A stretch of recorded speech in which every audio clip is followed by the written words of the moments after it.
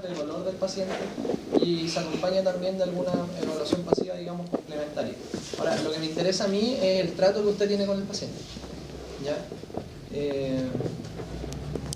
A veces el trato que uno tenga o la forma en la que se expresa hace la diferencia entre un kinesiólogo y otro, ¿ya?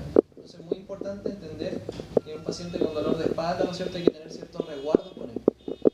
Una persona sensible, que tiene dolor, que a veces no se quiere mover, etc. Entonces lo que nosotros tenemos que hacer es ser cuidadosos con nuestro paciente, ¿ya? Si yo quisiera saber si le duele la faceta, ¿qué tendría que hacer?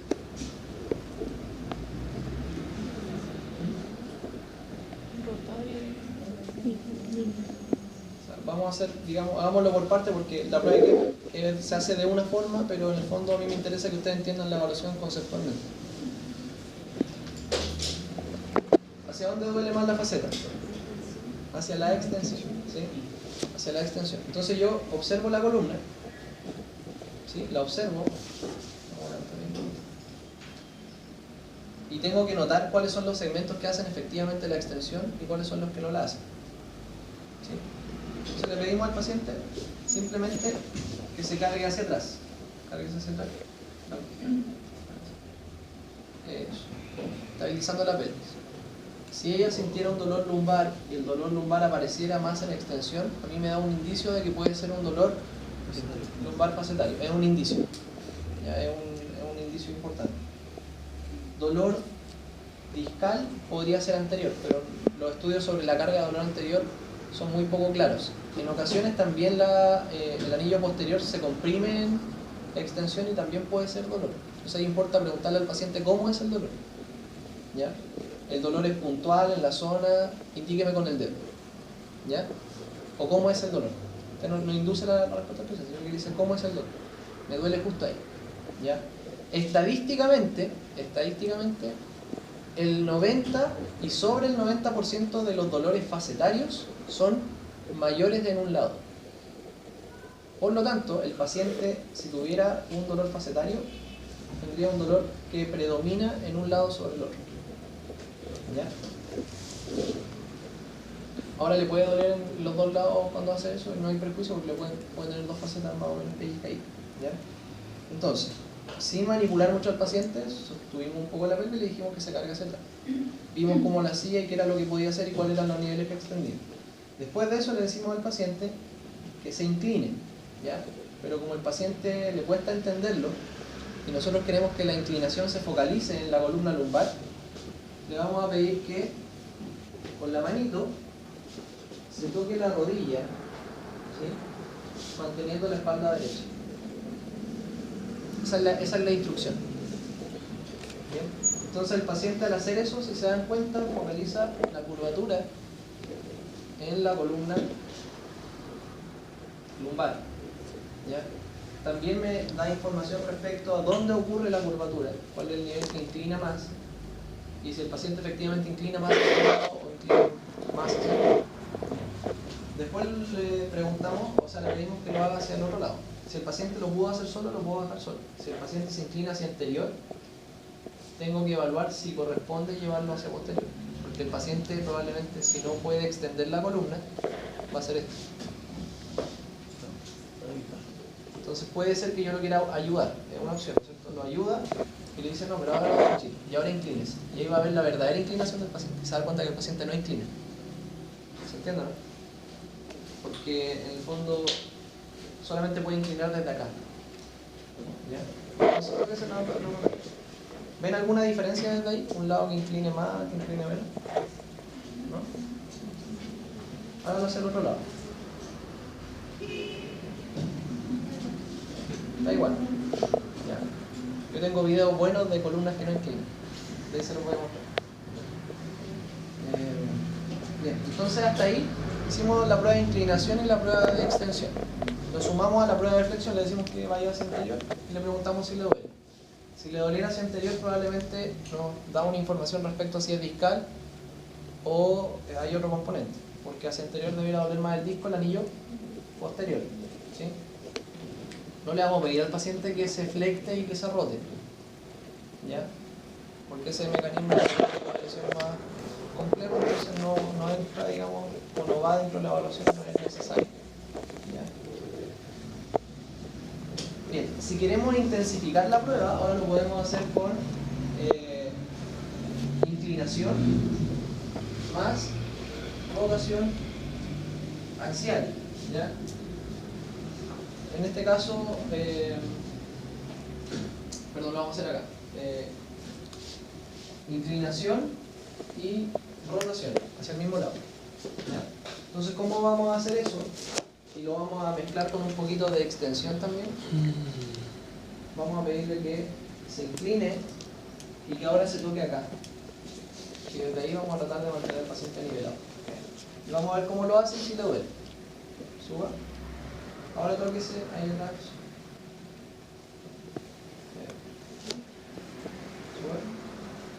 Sube. A mí me parece que a ella le cuesta hacer. No sé si hay idea de ustedes, pero yo hago esto y ella hace y está yendo con la mano hacia atrás, pero no está avanzando hacia atrás. Veamos si lo puedo hacer de nuevo. Trata de tocar ahí. Ahí lo hizo bien. ¿Ya? Eso es una prueba más o menos positiva, pero tiene un poquito más de extensión en este sector. Entonces le preguntamos si eso le genera dolor. ¿Ya? Entonces lo que estaríamos haciendo ahí es un poco de inclinación, rotación y extensión. ¿Ya?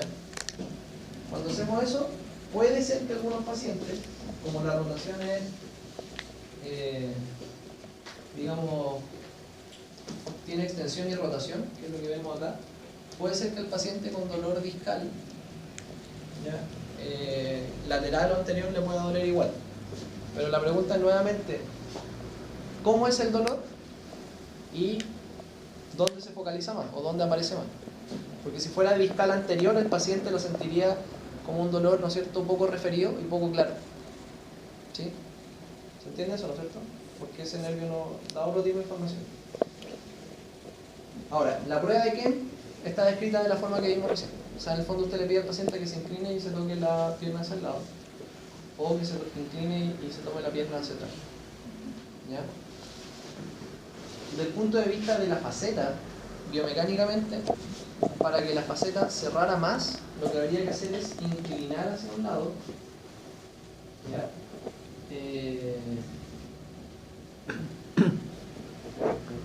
Y rotar hacia el lado opuesto. ¿Sí?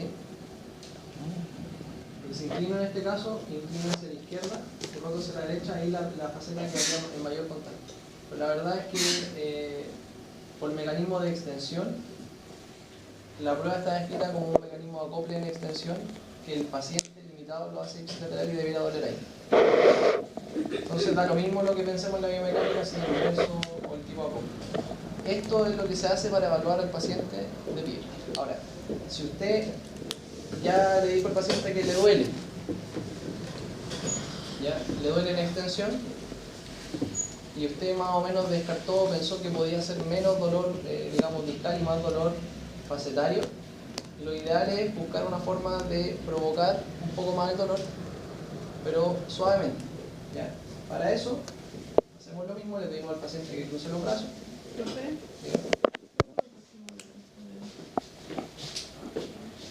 Y ahora le vamos a ayudar en la inclinación. ¿Cómo lo vamos a hacer? Vamos a estabilizar con el dedo y vamos a extender haciendo un fulcro de presión en el segmento que yo quiero extender. Y de hecho aquí ustedes van a sentir claramente, si colocan un dedo en una y otra, van a sentir claramente la extensión.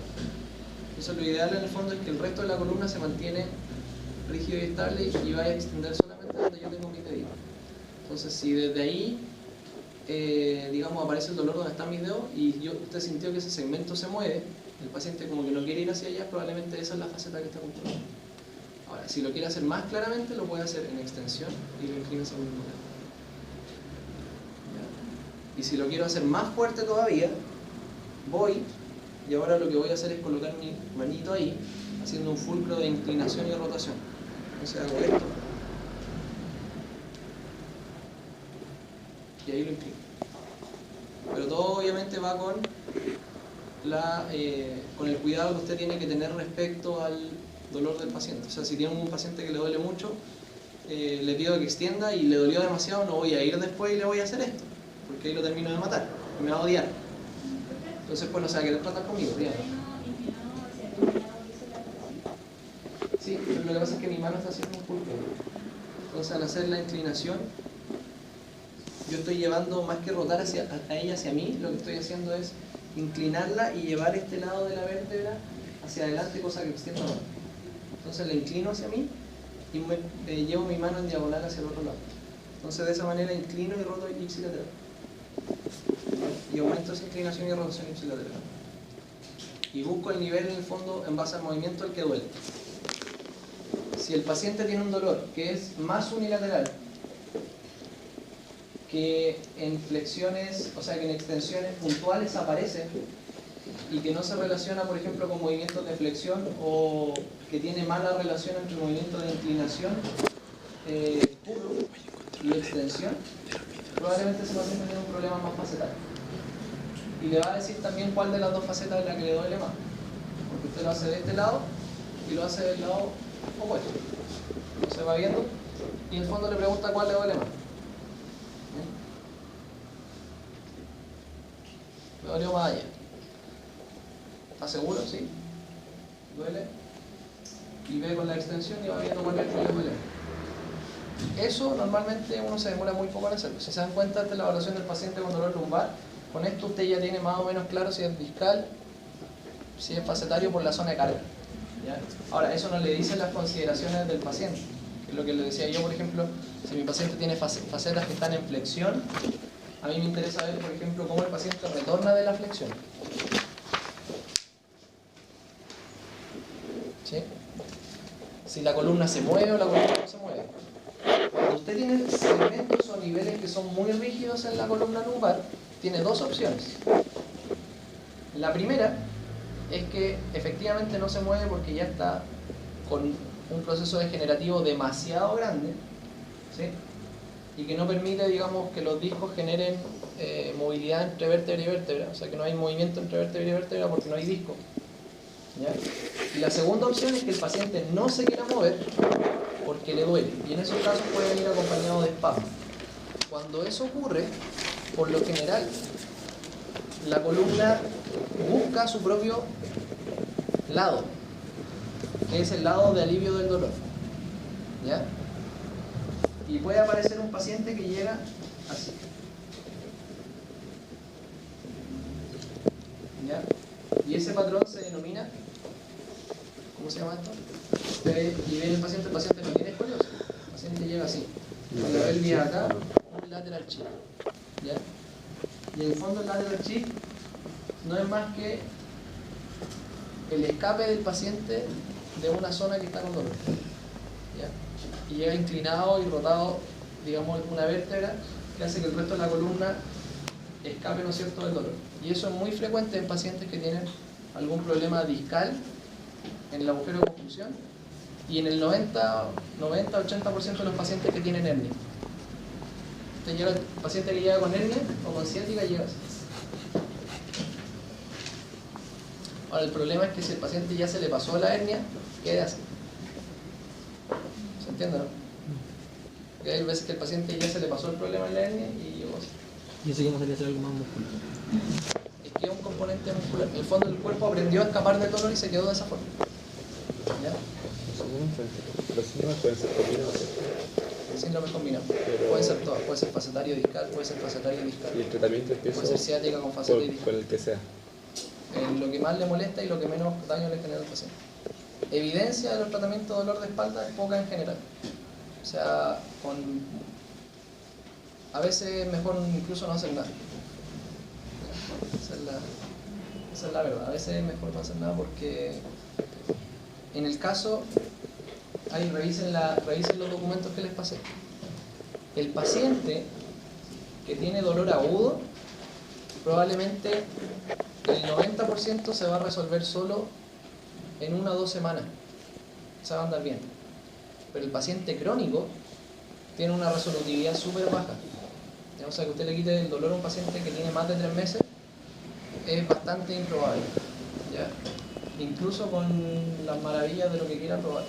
O sea, tendría que ser muy hábil para poder quitarle el dolor a un paciente con un dolor crónico. Y si se lo quita, en realidad no se lo va a quitar, se lo va a disminuir, ¿ya? Entonces, en esos casos hay que tener ojo con eso, ¿ya? Entonces,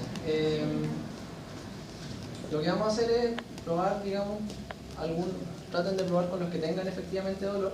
Y me interesa que cuando lo hagan sientan efectivamente que las vértebras que ustedes están movilizando son las que tiene que mover el paciente, ¿ya? Usted coloca los dos deditos acá y inclina.